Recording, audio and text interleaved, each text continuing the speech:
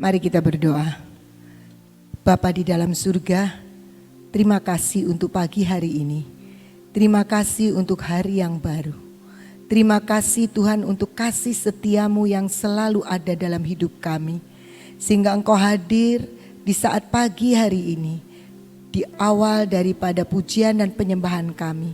Sampai pada saat ini Tuhan. Waktunya kami mau mendengar firman-Mu. Kami mau merenungkannya Tuhan, bahwa kami masuk di dalam setiap kehendak-Mu, bahwa kami masuk di dalam inspirasi-Mu Tuhan, bahwa kami masuk untuk menangkap pikiran-Mu Bapa, supaya Roh Kudus sendiri yang menolong kami, memberikan kepada kami hikmat, memberikan kepada kami pengertian dan pewahyuan yang baru untuk hidup kami. Kami percaya Tuhan, kami akan mendengar bukan perkataan manusia, tetapi perkataan daripada Roh-Mu sendiri Tuhan, yang akan terus berbicara kepada kami, sehingga kami boleh dibangun olehnya. Terima kasih Bapa, mari Engkau sendiri yang bekerja, Engkau yang menolong kami, yang menyingkapkan seluruh rahasia daripada kebenaran-Mu.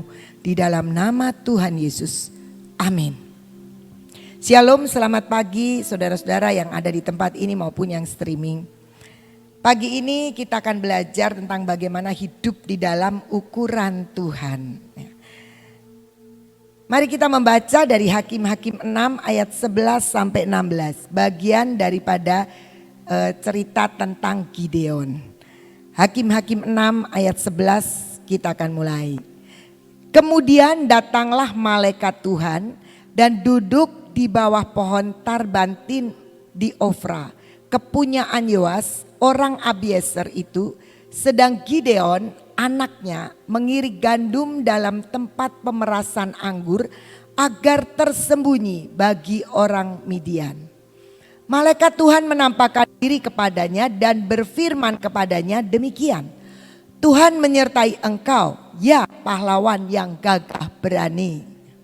Jawab Gideon kepadanya, Tuhanku, jika Tuhan menyertai kami, mengapa semuanya ini menimpa kami? Di manakah segala perbuatan-perbuatan yang ajaib yang diceritakan oleh nenek moyang kami kepada kami ketika mereka berkata, bukankah Tuhan telah menuntun kita keluar dari Mesir, tetapi sekarang Tuhan membuang kami dan menyerahkan kami ke dalam cengkeraman orang Midian. Lalu berpalinglah Tuhan kepadanya dan berfirman, pergilah dengan kekuatanmu ini dan selamatkanlah orang Israel dari cengkeraman orang Midian. Bukankah aku mengutus engkau? Tetapi jawabnya kepadanya, Tuhanku, dengan apakah akan kuselamatkan orang Israel? Ketahuilah, kaumku adalah yang paling kecil di antara suku Manasye, dan aku pun seorang yang paling muda di antara kaum keluargaku. Tetapi jawabnya, berfirmanlah Tuhan kepadanya, tetapi akulah yang menyertai engkau. Sebab itu engkau akan memukul kalah orang Midian itu sampai habis. Sampai di sini pembacaan kita, dan kita melihat di sini bahwa bagaimana mulai dari ayat 11 ya, diperlihatkan lagi. Ini cerita Gideon. Gideon itu dari suku Manasye dan dia itu tinggal di Israel tentu saja. Nah, keadaan Israel pada waktu itu sangat melarat, sangat menyedihkan. Kenapa? Karena kalau mereka itu mulai nabur, nanti panenannya itu didatengin sama orang Midian dan direbut panenannya.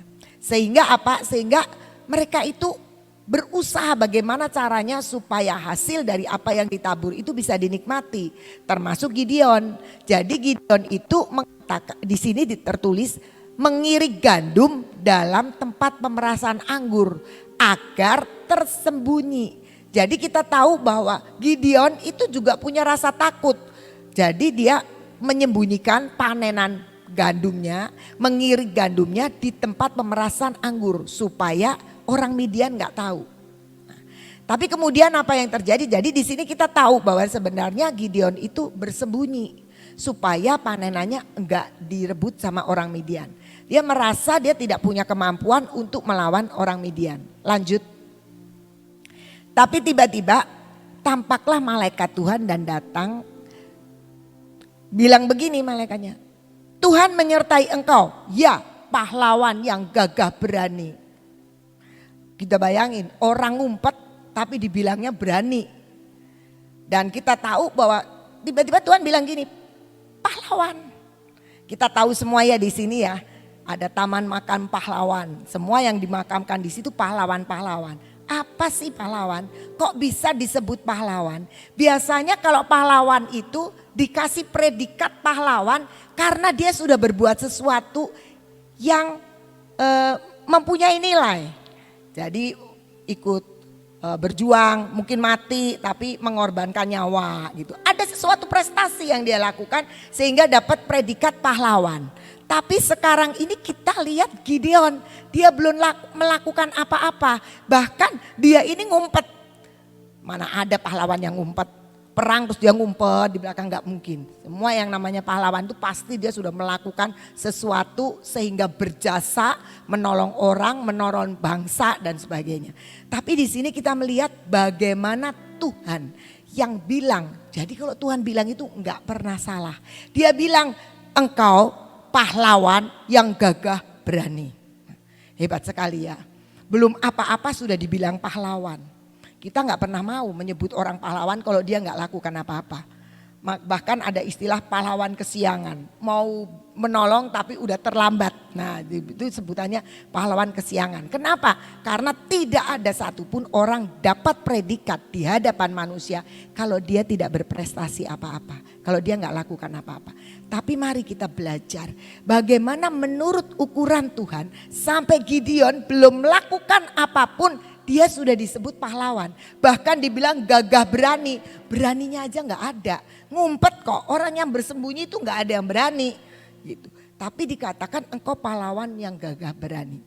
Mari kita lihat Yeremia 1 ayat 4 sampai 5. Ini ayat juga yang dipakai oleh Freddy pada waktu beberapa hari yang lalu. Yeremia 1 ayat 4. Firman Tuhan datang kepadaku, bunyinya datang kepada Yeremia. Sebelum aku membentuk engkau dalam rahim ibumu, aku telah mengenal engkau. Dan sebelum engkau keluar dari kandungan, aku telah menguduskan engkau. Aku telah menetapkan engkau menjadi nabi bagi bangsa-bangsa. Jadi di sini Yeremia itu dapat firman juga belum apa-apa. Cuma Tuhan ngomong begini karena itu masih negosiasi ya. Yeremia ini enggak rasanya kok aku mau jadi nabi. Tapi Tuhan bilang sebenarnya sebelum engkau itu dibentuk di dalam rahim ibumu, Tuhan itu sudah mengenal. Dan dikatakan sebelum engkau keluar aku telah menguduskan. Dan yang paling penting Tuhan telah menetapkan engkau menjadi nabi. Jadi sudah ditetapkan. Artinya apa? Seperti Gideon tadi, ternyata ketika Tuhan mengatakan, "Hei Gideon, engkau pahlawan yang gagah berani."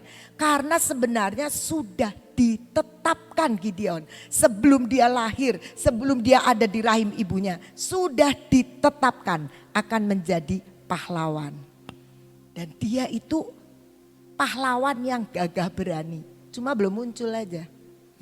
Jadi sebenarnya di dalam hidup kita itu harusnya kita itu pakai ukurannya Tuhan yang sudah menetapkan hidup kita. Mungkin kita lihat anak kita, kayaknya ini anak kok lemah gak bisa apa-apa. Mari kita tahu belum tentu ukurannya seperti itu. Yang kita lihat, kalau kita lihat Gideon dia ngumpet, gak bakal jadi pahlawan. Dia bersembunyi gak bakal. Tapi kita harus tahu bahwa ternyata setiap hidup kita sudah ditetapkan Tuhan. Mau jadi apa? Seperti Gideon, gak ada orang melihat dia seorang pahlawan. Bahkan termasuk Gideon sendiri pun dia gak yakin dia seorang pahlawan. Tetapi ternyata Tuhan sudah menetapkan setiap orang untuk menjadi apa yang dia mau. Seperti Yeremia ditetapkan menjadi nabi bagi bangsa-bangsa. Gideon kembali lagi ke hakim-hakim. Gideon sudah ditetapkan dia bakal jadi pahlawan. Sudah ditetapkan sebelum dilahirkan. Kita suka mikirin ya, saya itu ditetapkan jadi apa sih? Tuhan itu kepengen saya itu jadi apa? Enggak pernah.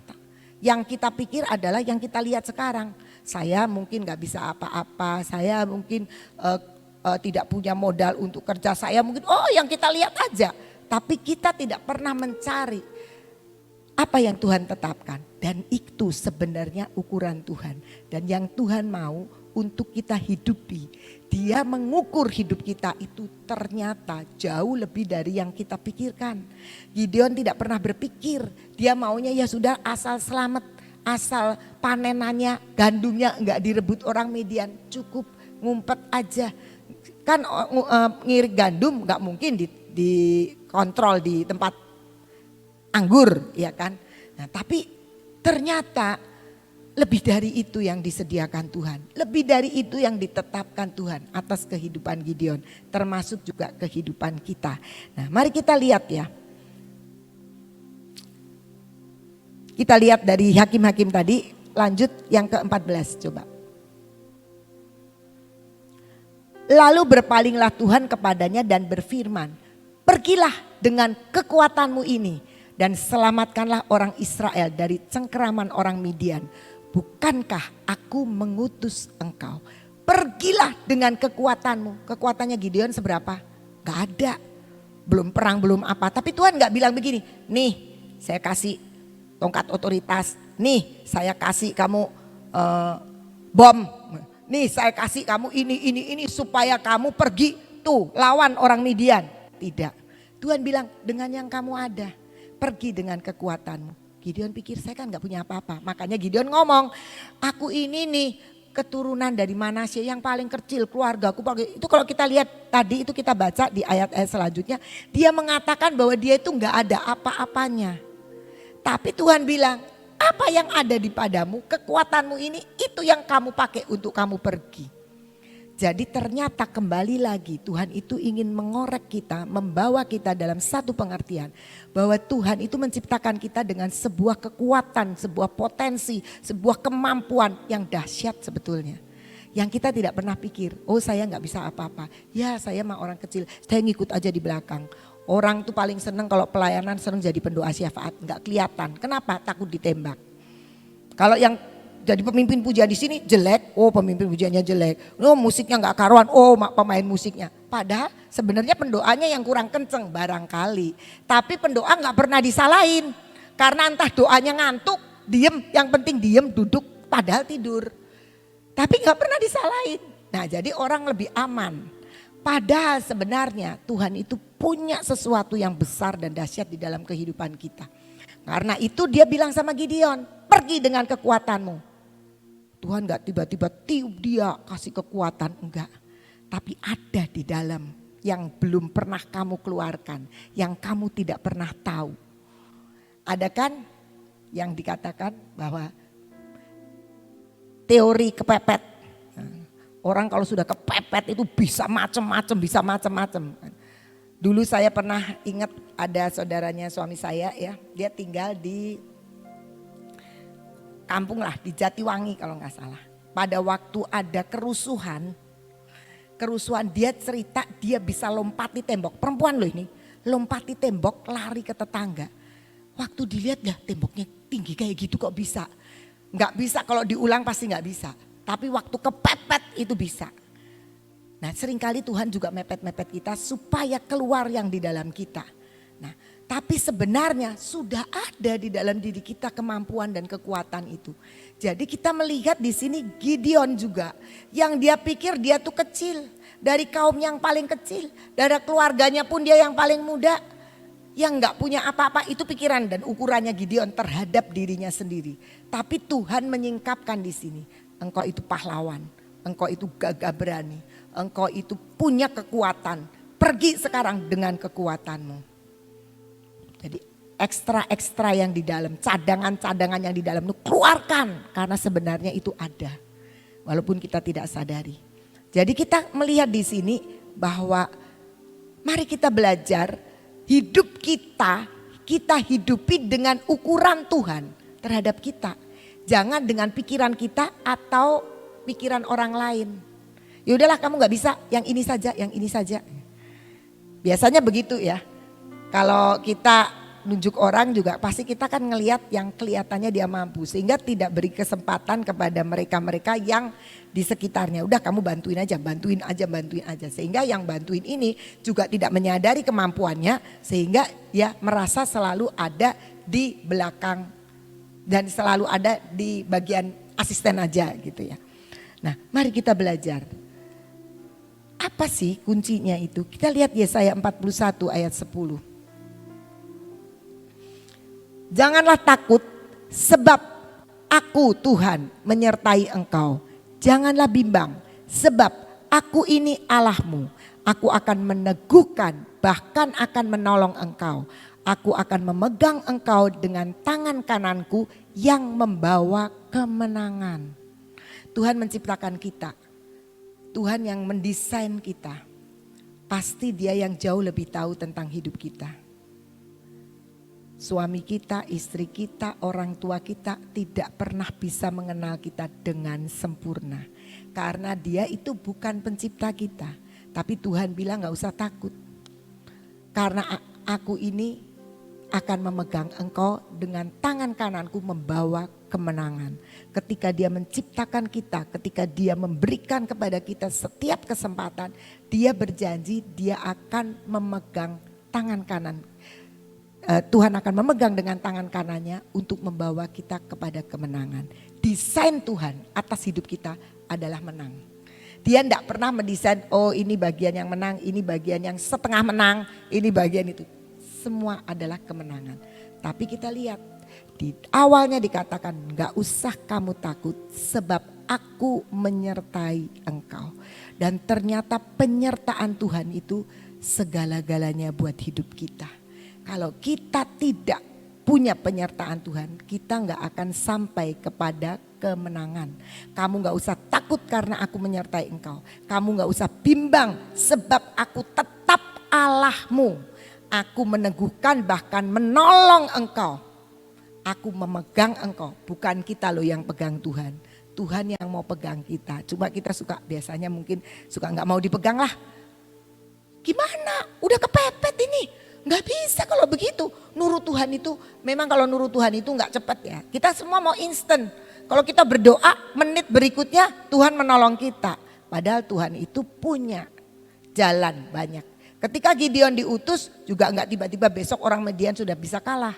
Bahkan kalau kita lihat Gideon itu minta tanda, peneguhan. Yang akhirnya Gideon membawa bangsa Israel lepas. Dan Tuhan bilang kan tadi dikatakan kepada Gideon. Aku akan menyatakan menghabisi orang Midian dan dia berhasil. Tetapi kuncinya adalah ketika tangan Tuhan memegang kita. Ketika Tuhan menyertai hidup kita. Kita tidak akan pernah bisa dikalahkan. Kita lihat lompat ya. Yohanes 15 ayat 5. Akulah pokok anggur dan kamulah ranting-rantingnya. Barang siapa tinggal di dalam aku dan aku di dalam dia, dia berbuah banyak. Sebab di luar aku kamu tidak dapat berbuat apa-apa. Kita sering pikir kita itu terlalu pinter, lebih pinter dari Tuhan. Jadi kita nolong Tuhan aja. Kalau Tuhan bilang aku akan membawa kamu dalam kemenangan, yuk kita tolong Tuhan supaya saya bisa menang. Saudara, firman tetap firman, kebenaran tidak pernah bisa diingkari. Di luar aku kamu tidak dapat berbuat apa-apa. Artinya kita didesain Tuhan jadi pahlawan. Kita didesain Tuhan jadi pemenang. Tetapi tidak akan pernah jadi itu kalau kita tinggal di luar Tuhan. Apa yang di luar Tuhan itu? Kita ranting Tuhan pokok anggur. Dan kalau kita tidak tinggal di dalam Kristus dan Kristus firman-Nya tidak tinggal di dalam kita. Artinya apa? Kita bergerak tidak karena firman. Kita tuh gak bisa berbuat apa-apa. Jadi kita sendiri harus mengerti. Di luar Kristus kita tidak dapat berbuat apa-apa. Mau bukti? Kerjain aja sendiri. Nanti pasti terbukti. Kalau saya tidak mau. Saya tahu firman ini sebuah kebenaran. Jadi di luar kebenaran kita gak bisa berbuat apa-apa. Daripada kejedur, lebih baik kita preventif dulu, mencegah dulu. Karena kita percaya firman tidak pernah berubah. Yang Tuhan desain dalam hidup kita itu ajaib dan luar biasa. Tuhan gak pernah mendesain kita jadi orang bodoh. Tuhan tidak pernah mendesain kita menjadi orang yang gagal. Tidak pernah. Kalau kita mau bikin kue aja selalu pengen jadi berhasil baik. Kalau kita mau bikin sesuatu barang aja pengen dapat yang baik. Masa Tuhan kita yang bisa lakukan segala perkara tidak mau mendesain kita dengan menjadi pribadi yang ajaib dan luar biasa. Yang penuh dengan kemenangan, bahagia, berhasil. Firman-Nya selalu mengatakan bagaimana berbahagia, bagaimana kita berhasil. Kita akan lihat dari kehidupan Yusuf. Kita buka Kejadian 39. Kita baca ayatnya yang kedua. Tetapi Tuhan menyertai Yusuf dan melimpahkan kasih setia. Kedua. Oh iya. Tetapi Tuhan menyertai Yusuf sehingga ia menjadi seorang yang berhasil. Selalu berhasil dalam pekerjaannya. Maka tinggallah ia di rumah tuannya orang Mesir itu. Ini kondisi Yusuf jadi budak loh. Jadi bukan kondisi Yusuf waktu dia jadi anaknya Yakub di rumahnya yang pakai jubah indah.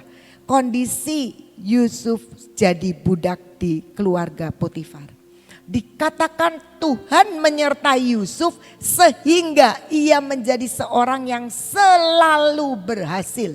Kalau kata-katanya mengatakan selalu berarti tidak pernah gagal satu kali pun.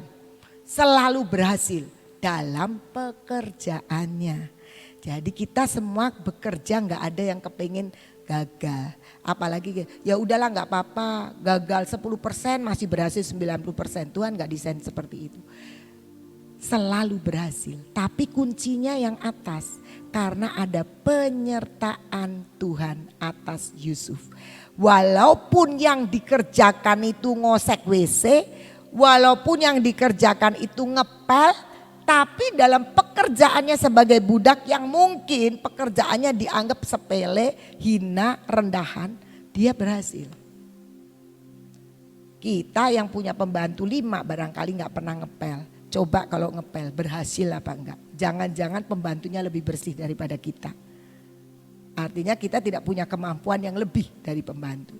Tapi Yusuf sekalipun pekerjaannya yang paling sederhana dia berhasil. Satu hari saya punya pengalaman sudah lama ya.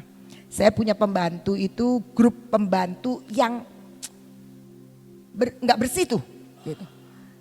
Saya marah-marah, ini kok kotor, terus marah-marah terus. Kesel gitu loh.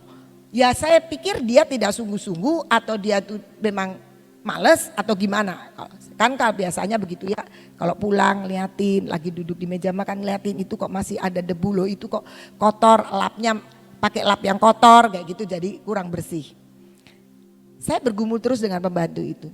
Satu hari ada di Amsalnya, itu pembantu harus dikasih contoh. Kalau tidak dikasih contoh dia gak akan lakukan itu.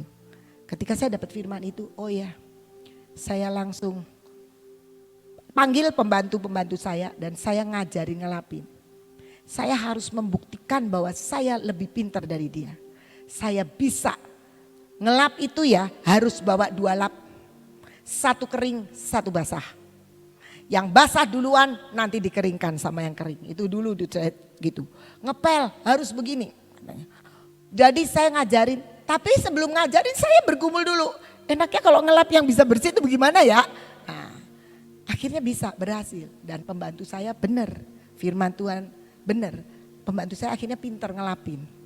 Nah, jadi saya mengerti kita bisa berhasil, kita pikirnya kita mau berhasil yang gede-gede. Tapi tetap kalau kita tidak menyertakan Tuhan sampai detail kehidupan kita nggak akan bisa berhasil. Tapi Yusuf hebat sekali, ketika dia jadi budak, Tuhan tidak pernah meninggalkan dia. Karena apa? Karena dia hidup di dalam Kristus, dalam Tuhan dan Tuhan hidup di dalam dia. Dan dia berhasil dalam apa yang dikerjakannya. Tuhan menyertai Yusuf. Tidak ada keberhasilan di luar Tuhan. Karena kamu tidak bisa berbuat apa-apa kalau kamu tidak tinggal di dalam Tuhan. Kita baca ayat selanjutnya, ayat ke-21.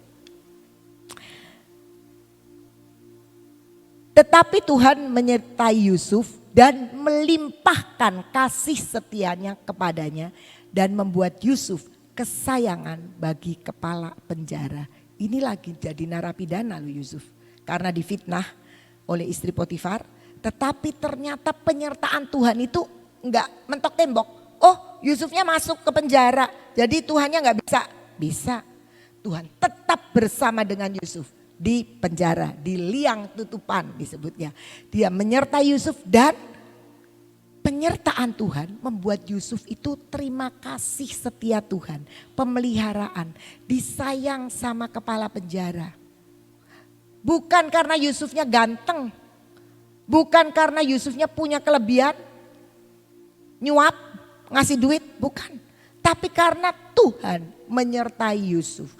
Jadi penyertaan Tuhan itu luar biasa. Dan akhirnya kita lihat di ayatnya yang ke-23 dikatakan demikian.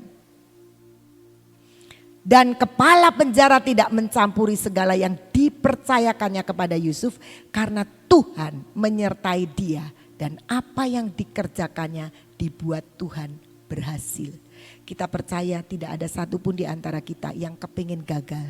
Semua kepingin berhasil. Tetapi apakah Tuhan selalu diberi kesempatan untuk intervensi dalam hidup kita. Sehingga penyertaannya itu ada di dalam kita. Wah Tuhan gak menyertai kita. Tadi Gideon juga ngomong begitu. Kalau Tuhan menyertai gak mungkin begini bangsa Israel. Cerita-cerita yang dulu bangsa Israel menang keluar dari Mesir. Itu cuma tinggal cerita kata Gideon.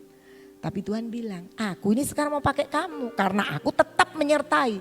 Kenapa bangsa Israel kok merasa tidak disertai? Karena berbuat dosa kalau kita baca sebelumnya. Karena dosa, tapi karena jeritan, karena doa. Akhirnya Tuhannya tetap ada di situ. Tapi Tuhan tidak bisa bersama-sama dengan dosa. Kekudusan Tuhan tidak bisa bersama. Tapi dalam penyertaan Tuhan, Tuhan mendengar jeritan orang Israel. Dan dia pakai Gideon. Dan membuat Gideon akhirnya berhasil. Jadi yang kita harus pikir sekarang ini adalah bahwa kita ditetapkan Tuhan menjadi sesuatu yang indah, sesuatu yang dahsyat. Kita pahlawan-pahlawan iman, kita adalah pahlawan atas keluarga kita, kita adalah pahlawan atas bangsa ini, kita pahlawan atas lingkungan kita. Itu desain Tuhan, dia tidak membuat kita menjadi pecundang, dia tidak pernah membuat kita menjadi orang yang lemah dan dikalahkan terus dia datang menolong kita, tidak. Makanya tadi pergilah dengan kekuatanmu. Kenapa Tuhan bilang begitu? Karena sudah ada kekuatan itu dalam diri Gideon. Yang mungkin Gideon tidak sadari. Karena ada di dalam diri saudara-saudara dan saya kekuatan yang luar biasa. Saya menyadari itu ya. Saya dulu tidak menyadari kalau saya itu orang kuat. Saya itu orang yang bisa punya potensi berhasil. Saya itu orang yang bisa ini itu gitu. Yang saya pikir adalah saya bisa berhasil karena sekolah. Saya bisa berhasil karena saya kuliah. Saya bisa berhasil karena saya berusaha. Tetapi ternyata lebih dari itu. Enggak cuma itu. Sekolah bukannya enggak ada artinya, sangat berarti. Kuliah bukan tidak ada artinya, sangat berarti. Tapi itu menjadi sia-sia ketika tidak ada penyertaan Tuhan. Saya punya banyak teman yang dulunya pinter tapi sekarang kan suka reuni-reuni itu. Yang akhirnya dulu kan pinter ya dia, tapi kenapa? Kok dia hidupnya kok tidak seenak yang dibayangkan. Wah orang pinter pasti begini-begini. Tapi ada orang yang sederhana yang dulu kuliah gak terlalu kelihatan. Tapi sekarang hidupnya enak. Saya perhatikan pasti karena dia takut akan Tuhan. Saya punya teman yang pinternya aduhai menurut saya. Dulu saya kalau mau ujian saya lari ke dia. Tolong ya katanya. Ini gimana terangin deh sama saya gitu. Tapi tiap kali ujian herannya bagus saya dari dia loh hasilnya. Bingung ya. Dia belum anak Tuhan. Saya kasih Alkitab. Dia bilang enak juga dibaca ya In. Kayak dongeng. Dia cuma bacanya begitu. Dan kalau ujian dia marah. Karena saya lulus dia gak lulus. Karena saya lebih baik dari dia nilainya. Akhirnya saya bilang begini. Mau tahu ya. Ini anak Aki. Namanya Suryanto. Saya bilang mau tahu ya kamu. Bedanya kamu dengan saya itu ada bedanya. Apa bedanya? Saya orang yang diberkati dan kamu kurang berkat. Karena sepertinya kalau orang yang sudah disertai Tuhan itu, yang sampai kepepet rasanya enggak bisa pun jadi bisa. Yang kayaknya tidak hoki ya, jadi hoki. Ketemu dosanya paling killer, semua orang wah sukacita karena dosanya dapat yang tidak killer. Saya dapatnya yang paling killer. Saya lulus tuh, yang enggak killer-killer malah enggak lulus. Semua orang, karena saya merasakan penyertaan Tuhan itu hebat sekali. Membuat kita berhasil. Nah sekarang kuncinya adalah Lukas 6 ayat 38 bagian B.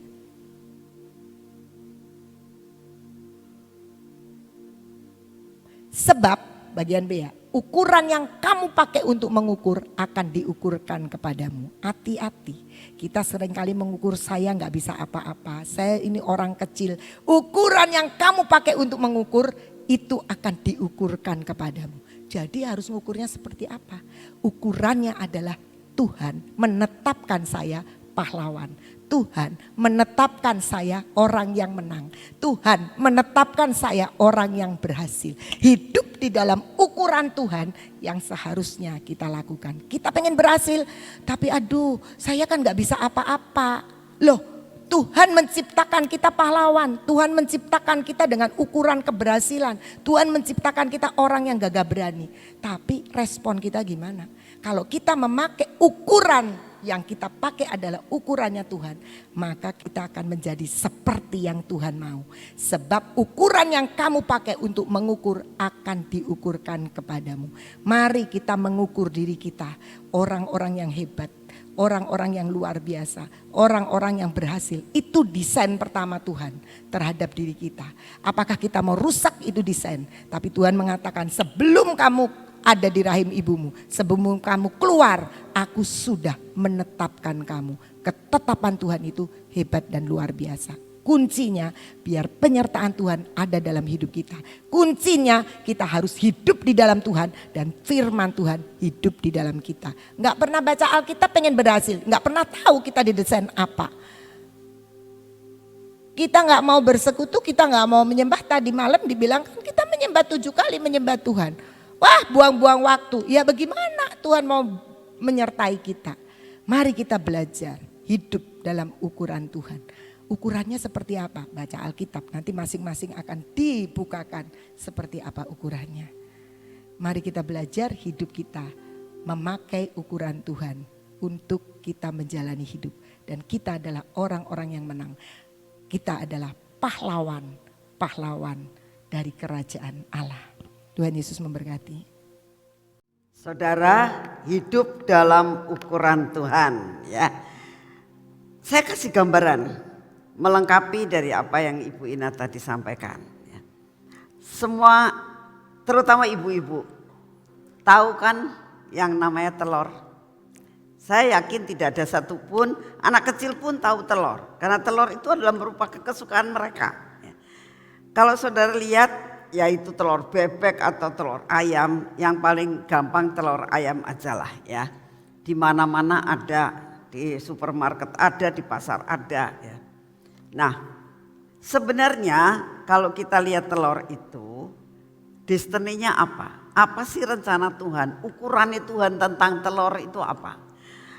Telur itu destininya kamu dikeluarkan dari seekor ayam, tujuannya untuk jadi ayam, betul nggak?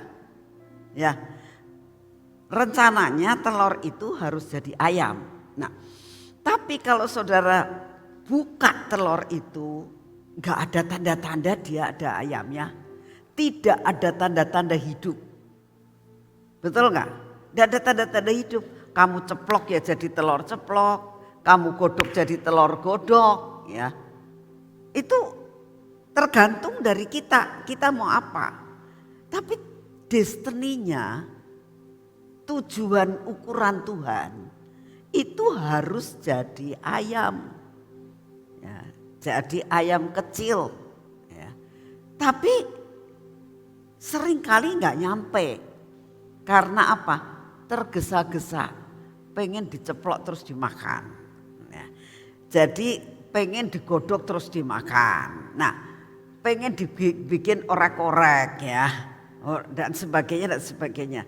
Jadi akhirnya semua rencana Tuhan itu gagal dalam hidup kita. Yang kedua, saudara tahu, tanda-tanda tidak ada. Tanda-tanda kehidupan dalam kasat mata tidak ada. Tapi ternyata telur itu punya potensi. Ternyata telur itu punya sesuatu keratos, kekuatan sampai bisa jadi ayam dengan melalui beberapa proses. Demikian juga dalam hidup saudara. Untuk saudara bisa, ternyata di dalam diri saudara ada potensi yang terselubung yang harus mengalami proses sehingga kita bisa hidup dalam ukuran Tuhan. Amin. Yuk kita berdoa. Bapa, terima kasih buat firman-Mu hari ini. Terima kasih ya Tuhan buat penyembahan dan pujian. Kami mengisi cawan pujian dan penyembahan kami di tempat ini. Terima kasih buat waktu yang Kau berikan. Terima kasih untuk semuanya. Terima kasih Bapa, selidiki akan hati kami. Berikan kepada kami suatu kesadaran bahwa sebenarnya ukuran-Mu terhadap diri kami adalah ukuran yang pas Tuhan. Buat kami tidak mengecewakan Engkau. Buat kami menyadari bahwa ada suatu kekuatan di luar kemampuan kami yang belum keluar. Buat kami siap mengalami proses seperti yang dialami oleh Yusuf, seperti yang dialami oleh Gideon. Akhirnya mereka dapat mencapai destininya. Terima kasih untuk semua yang Kau berikan kepada kami pada pagi hari ini ya Bapa. Saat ini kami datang di hadapan hadirat-Mu Tuhan. Kami tetap mau berdoa bagi setiap kami yang mengalami pergumulan. Baik kami yang ada di tempat ini maupun yang streaming pada pagi hari ini. Bapak, tilik akan kami semuanya yang saat ini sedang menghadapi akan pergumulan tentang keuangan, yang saat ini sedang menghadapi pergumulan tentang sakit penyakit, yang saat ini sedang menghadapi pergumulan daripada semua kemelut dalam keluarganya. Tuhan, banyak hal yang menimpa setiap anak-anak-Mu, kemelut-kemelut yang ada. Tapi hari ini kami menyerahkan ke dalam tangan-Mu. Datanglah Tuhan, Engkau yang akan menyelesaikan. Pada waktu tidak ada jalan, Engkau lah yang akan memberi jalan. Saat merupakan benang ruwet sekalipun, Engkau sanggup untuk menguraikannya. Di dalam nama Tuhan Yesus, setiap yang saat ini menghadapi persoalan-persoalan dalam kehidupan, datang kepada Tuhan. Tuhan akan menyelesaikan segala masalahmu. Tuhan akan memberikan kekuatan dan kesembuhan. Tuhan akan memberikan jalan keluar yang terbaik buat setiap anak-anaknya. Terima kasih Bapak, terima kasih. Kami percaya Kau mendengar doa kami saat ini.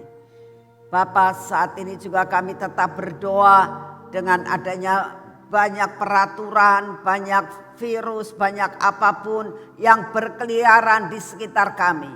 Tapi kami percaya kekuatan yang daripada-Mu Kau berikan buat kami.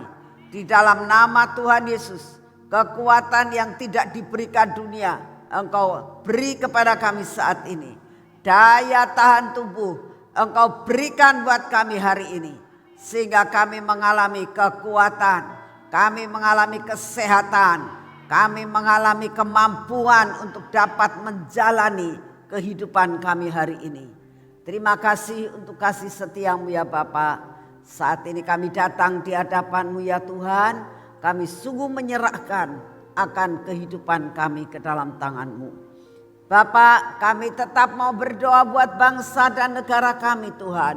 Kami tetap mau berdiri buat bangsa dan negara kami. Buat lawatan-Mu terjadi dari Sabang sampai Merauke. Kami minta lawatanmu, kami minta tuaian jiwa-jiwa. Kami minta di dalam namamu Tuhan, sampai lumbungmu penuh. Terima kasih untuk semuanya. Kami tetap minta pemulihan buat bangsa kami.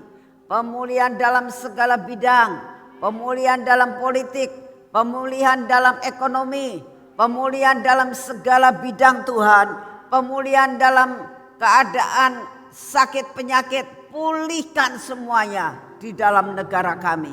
Sehingga negara kami menjadi negara yang maju, negara kami menjadi negara yang ternama Tuhan, oleh karena Engkau menyertai bangsa dan negara kami.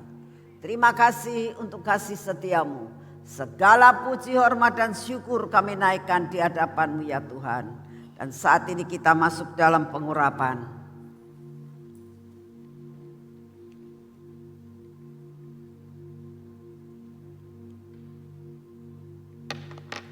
Bapak, saat ini kami datang di hadapan-Mu. Kami butuh pengurapan yang daripada-Mu ya Tuhan. Karena kami tahu hidup kami hanya karena anugerah-Mu. Engkau ikut bekerja dalam segala perkara. Dalam nama Tuhan Yesus, biarlah pengurapan yang terjadi dalam hidup kami, terhadap mata kami Tuhan, terhadap telinga kami, bibir, mulut dan hati kami. Biarlah semua ada di dalam pengurapan yang daripada-Mu. Dan semua keraguan-raguan dan ketololan kami dipatahkan. Dalam nama Tuhan Yesus. Inilah tangan kami. Biar tangan kami ini tangan yang diurapi. Sehingga kami mengerjakan semua pekerjaan kami. Dan kami dapat berhasil di dalam melakukan semua pekerjaan kami bersama dengan Engkau. Biarlah kaki kami dipagari Tuhan. Sampai kaki kami ini tidak melangkah dalam langkah yang bukan berasal daripada-Mu. Pimpin kaki kami Tuhan menuju kepada jalan kebenaran-Mu. Terima kasih untuk semuanya. Segala puji, hormat dan syukur kami naikkan di hadapan-Mu. Engkau Bapa yang sungguh amat sangat baik. Dalam nama Tuhan Yesus. Kami menerima berkat yang terbaik daripada-Mu hari ini. Haleluya. Amin. Selamat pagi, Tuhan memberkati saudara semuanya.